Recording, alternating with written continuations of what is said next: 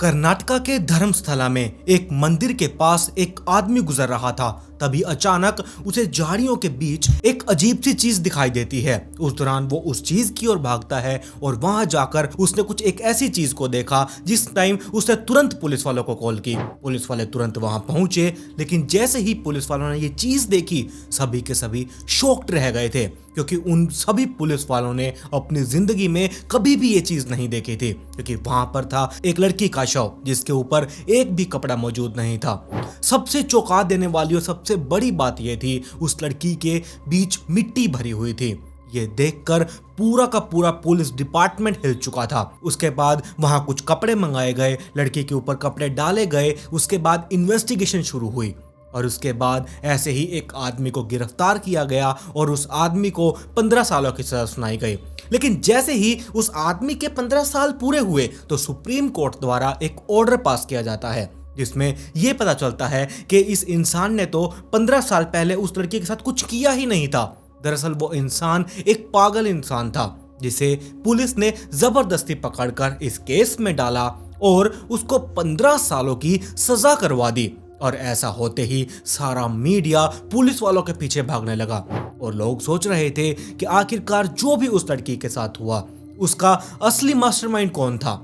और तभी आज से लगभग थोड़ा टाइम पहले पुलिस वालों को एक खुफिया लेटर मिलता है जिसके बीच इस केस के बारे में हर एक डिटेल बताई गई और बहुत बड़े बड़े नाम इस केस में रिवील किए गए। और सबसे चौंका देने वाली बात यह थी, उस आदमी ने यह क्लेम किया था कि धर्मशाला के इसी जगह के अराउंड यहाँ लगभग 100 लड़कियों के साथ गलत चीजें की गई और इसी के साथ धर्मशाला की जो 400 लड़कियां गायब हुई हैं उन सभी में इन्हीं का हाथ है।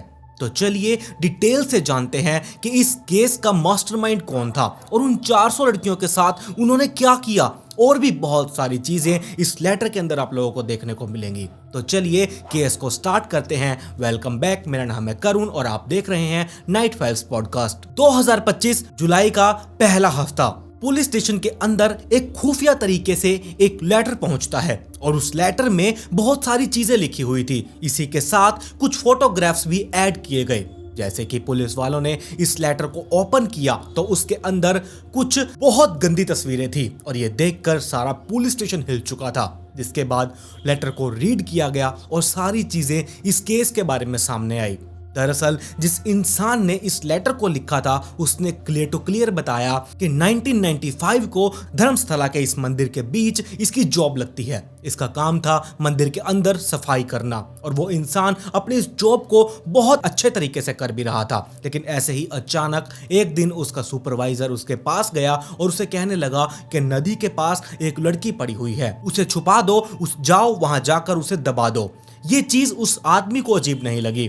वो ये सोच रहा था कि शायद वो लड़की नदी के बीच डूब गई होगी या फिर कोई और घटना उसके साथ हुई होगी। तो अपने मालिक की बात मानकर वो उस लड़की को ठिकाने लगा देता है। लेकिन ऐसे ही एक हफ्ता और बीतता है, तभी उसके मालिक ने एक और लड़की इसी इंसान को सौंप दी और तब पहली बार वो शॉक्ड हुआ कि उस लड़की के बदन पर एक भी कपड़ा मौजूद नहीं था। लेटर लिखने वाले इंसान ने आगे से बहुत ट्राई किया कि किसी न किसी तरह वो अपने मालिक से पूछे कि आखिरकार वो इन लड़कियों के साथ हो क्या रहा है, वो क्या कर रहे हैं। लेकिन आगे से कोई जवाब नहीं मिलता और मालिक उस लेटर लिखने वाले इंसान को डरा देते हैं। जिसके बाद वो चुपचाप अपना काम करता है और इस लड़की को भी ठिकाने लगा देता है। 1995 से लेकर ये चीजें बार बार लगातार होती रहीं, जिसके बीच उसके मालिक किसी न किसी लड़की को लेकर आते और उसे दफनाने का काम इसी इंसान के द्वारा किया जाने लगा। एक दो बार तो इस इंसान ने ट्राई किया कि इस जॉब को वो क्विट कर दे या फिर किसी न किसी तरह अपने मालिक को बोल दे कि वो ये काम आगे से नहीं करने वाला। लेकिन उसके मालिक ने उसे ये कहा कि तुम भी यहीं रहते हो और तुम्हारी फैमिली भी, अगर इस काम के बारे में किसी को भी बताया या इस काम को करने के लिए मना किया तो अगली बारी तुम्हारी या फिर तुम्हारी फैमिली की भी हो सकती है।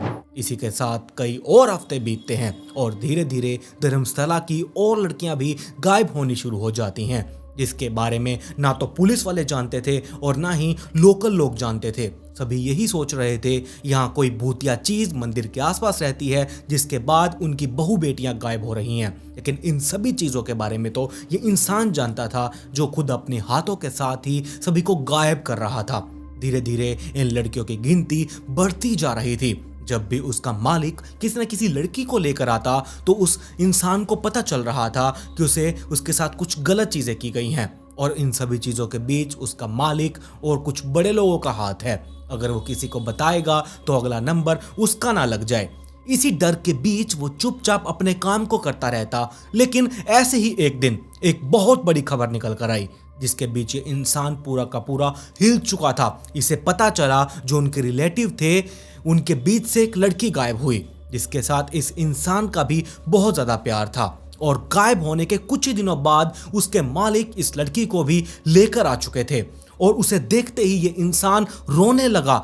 इस काम को करते हुए पहली बार था जब इस इंसान का दिल दहल उठा था और इसे महसूस हुआ कि जैसे धर्मस्थला से और लड़कियां भी गायब हुई हैं तो उनके घर वालों के ऊपर क्या बीतती होगी। तो धीरे धीरे उसे और चीजों के बारे में पता लगने लगा। जो उसके मालिक थे वो धर्मस्थला से इन लड़कियों को गायब करते और धीरे धीरे उन्हें मंदिर के पास बुलाया जाता। वहीं सीक्रेट जगह पर उन लड़कियों के साथ ये सारी चीजें रात रात भर होती और जब भी कोई लड़की इस चीज के लिए मना कर देती या फिर भागने की कोशिश करती तो उसे ठिकाने लगा दिया जाता और बाद में लाकर इस इंसान को सौंप दिया जाता। ये सारी गुत्थी उसके दिमाग में अब घुस चुकी थी, लेकिन अब भी ये इंसान समझ रहा था कि अगर इसने किसी को भी जाकर इस चीज के बारे में बताया तो उसकी फैमिली के साथ भी कुछ ना कुछ गलत जरूर हो सकता है। उसने पुलिस के सामने लेटर में यह भी मेंशन की कि 1995 से लेकर 2014 तक लगभग 400 लड़कियों को गायब किया है जो उसकी मजबूरी थी। अगर वो नहीं करता तो उसके मालिक ना जाने उसके साथ क्या क्या करते। लेकिन जैसे ही 2014 आया तब तक इसके दिमाग में बहुत सारी चीजें घूमने लगी। वो सो नहीं पाता था। उसके दिमाग में ये चीजें चलती कि जो भी वो उन लड़कियों के साथ कर रहा है वो आगे जाकर उसके साथ भी हो सकता है। ऐसी ऐसी चीजें हो जाने के बाद वो इंसान पागल हो रहा था। तभी उसने एक डिसीजन लिया। उसने बिना किसी को बताए अपनी फैमिली को वो लेकर वहां से गायब हो जाएगा। उसने अपनी जॉब छोड़ी, चोरी चोरी अपना घर छोड़ने के बाद अपनी फैमिली को लेकर एक अलग स्टेट में शिफ्ट हो गया। और इस बात को अब लगभग 11 साल बीत चुके थे, लेकिन अभी भी इन 11 सालों के बीच उस इंसान को यही डर है कि कहीं उसका मालिक उसे ढूंढ ना ले, कहीं उसके साथ वो कोई गलत चीज ना कर दे। और जब भी वो रात को सोने की कोशिश करता है वो सभी लड़कियां उसके सपनों में आती हैं और उसे तंग करती हैं।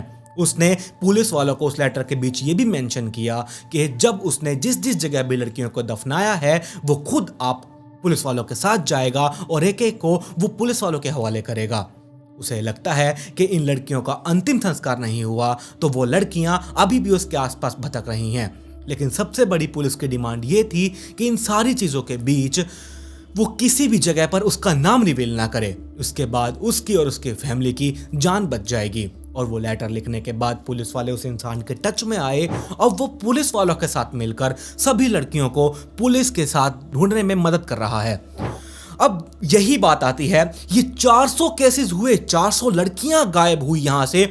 हर कोई ये सोचता रहा कि कोई ना कोई भूतिया चीज है या फिर कोई आत्मा है या कुछ और चीज है जो ये सब कुछ चल रहा है। अब देखा जाए इन 400 केसेस में से एक केस ऐसा निकलकर सामने आया जो कि बहुत फेमस हुआ, जो कि लोगों में बहुत दिल दिला देने वाली कहानी निकलकर सामने आई। और इसमें पॉलिटिशियंस, बड़े बड़े लोगों की नजर अभी भी टिकी हुई है क्योंकि एक ऐसा केस सामने निकल कर आया था जिससे कि हर कोई दहल चुका था। अब इसमें कई सारे नाम रिवील होंगे जो कि सब लोगों को फंसा सकते हैं जो कि ये हरकतें कर रहे थे। अगर मैं उन लोगों का नाम लेने लगा तो इस वीडियो को डिलीट होने के लिए भी ज़्यादा देर नहीं लगेगी। अब ये वीडियो है जिसका थंबनेल आप लोगों के सामने आ रहा है, ये था सौजन्या का केस। जी हाँ, इन्हीं 400 लड़कियों में से एक लड़की का ऐसा केस बहुत फेमस हुआ था, सौजन्या का, जो कि मैं स्टोरी पहले अपलोड कर चुका हूं और इसका लिंक मैं आप लोगों को डिस्क्रिप्शन में भी दे दूंगा। तो फिलहाल आज की ये थी पूरी कहानी। अभी भी ये केस चल रहा है और वो शख्स जिसने नोट लिखा था वो पुलिस वालों के टच में है। सारी जानकारियां निकाली जा रही हैं, हर एक सबूत को इकट्ठा किया जा रहा है। देखते हैं आगे क्या क्या खुलासे होते हैं। जो भी कुछ होगा मैं आप लोगों को पूरी कोशिश करूंगा कि आप लोगों तक ये डिटेल्स पहुंचे। बाकी आप लोगों की क्या राय है इस केस के बारे में, आप लोग अपनी राय मुझे कमेंट सेक्शन में जरूर दीजिएगा। और अगर आप आज नाइट फाइल्स पॉडकास्ट चैनल पर पहली बार आए हैं तो चैनल को सब्सक्राइब कर लीजिए और साथ में नोटिफिकेशन बेल आइकन को दबाना बिल्कुल मत भूलिएगा। मेरी इंस्टाग्राम आईडी आप लोगों की स्क्रीन के ऊपर है, जाइए इसे भी जल्दी से फॉलो कर लीजिए। खैर, पिछले वीडियो का शाउट आउट @राज लवर को कमेंट पिक में do shout out in next video. मिलते हैं ऐसी ही एक और चौंका देने वाली इंटरेस्टिंग स्टोरी के साथ।